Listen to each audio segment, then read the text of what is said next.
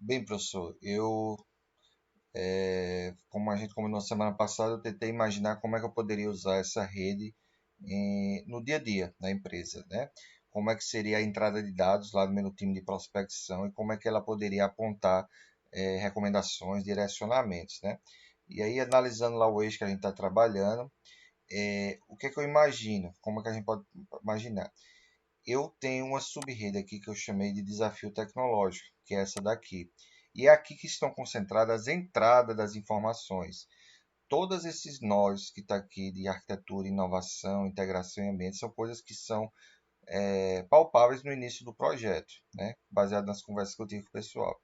Então eu imagino que todo projeto que chegasse, eu poderia instanciar isso daqui. Eu já criei até um formulário com as perguntas que seriam necessárias para responder essas questões da rede, com base nessas conversas que eu tive lá com a turma do Virtus. E aí, com a realidade de cada projeto, eu teria um nível de desafio tecnológico. Tá? E aí, como é que eu faria a minha recomendação e direcionamentos? Eu imagino o seguinte: eu estou investigando nesse esse nó aqui de desenvolvimento, ele seria aqui como se fosse uma balança. Então, eu tenho aqui do lado o desafio tecnológico. Quanto o projeto mais complexo, maior vai ser o desafio tecnológico. E do outro lado, eu tenho os meus insumos, que é o meu processo.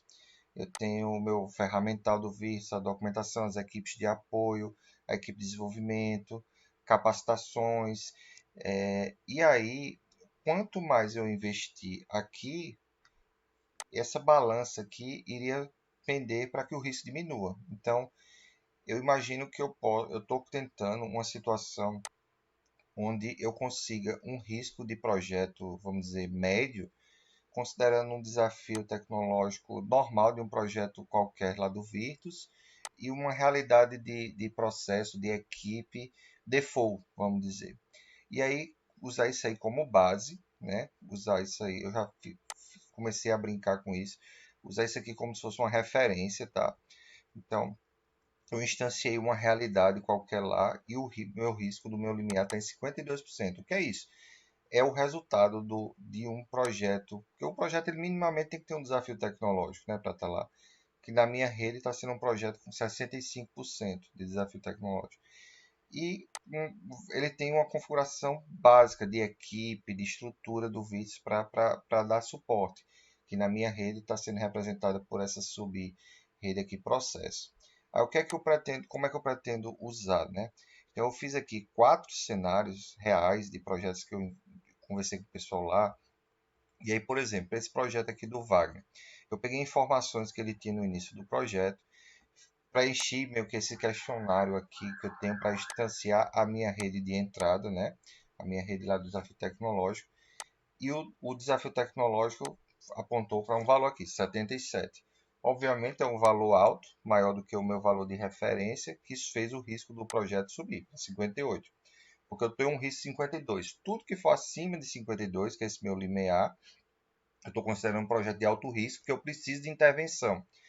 E quais foram as intervenções que eu sugeri aqui? Eu fui lá na minha rede do lado de processo, aumentei o tamanho da equipe, a expertise e o engajamento dos stakeholders. Com isso, a minha parte da rede de processo aumentou e equilibrou o risco para um nível que eu considerei aceitável. Então, eu fiz isso para 4 realidades de projeto. Fiz aqui também para um projeto da Epson, para um projeto da HP e um projeto da Nokia, tá?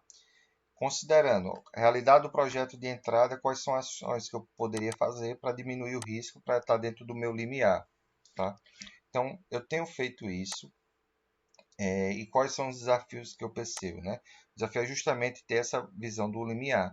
Então, hoje está aqui esse 52%, que é um valor que só interessa a minha abordagem. Então, para o usuário seria algo transparente, mas esse valor de risco é uma configuração, vamos dizer, default de processo e de projeto que é considerado um risco aceitável.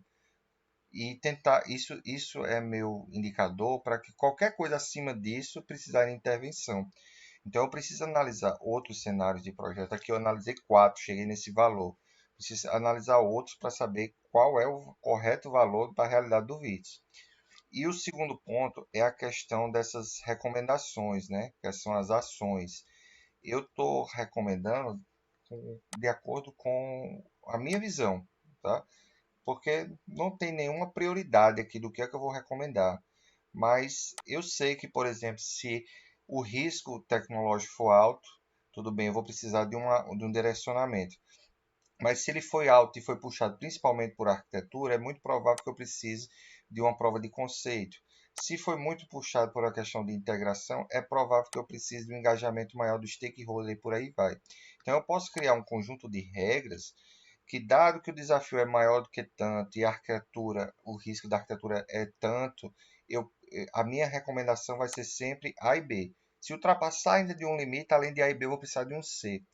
Então, eu vejo isso como sendo o to-do, né? Eu preciso, primeiro, amadurecer com mais cenários para ter o valor desses thresholds, né? Do que é um projeto de risco alto e baixo, e avaliar, definir basicamente uma planilha, esse conjunto de regras, para ver, para as recomendações não serem algo da minha cabeça, né? Ser algo que está lá documentado.